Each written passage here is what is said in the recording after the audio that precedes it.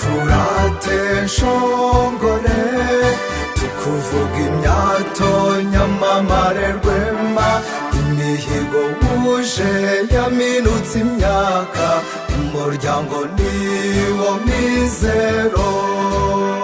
Shalom. Urugo rwiza ni ijuru rito. Mu rugo rwiza abashakanye bafatanya gushishoza. Ibibazo byose bivutse mu rugo ni byiza ko umugabo n'umugore we bicara bakabiganiraho ndetse bakabifataho umwanzuro. Hari igihe abantu baba mu bwoba ngo badakoma rutenderi maze bakihorera ibintu nk'aho atari ibibazo kandi nyamara bibaremereye.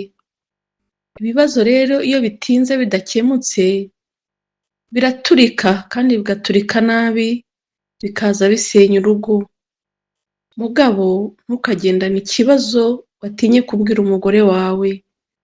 Mugore, nawe ntukagendane ibibazo watinye kubwira umugabo wawe. Kimwe mu byo urugo rushingiraho ni ukuri. Buri wese yitoze kubaho mu kuri. Imana ikumurikire kandi umugisha wayo uguhoreho urakabaho.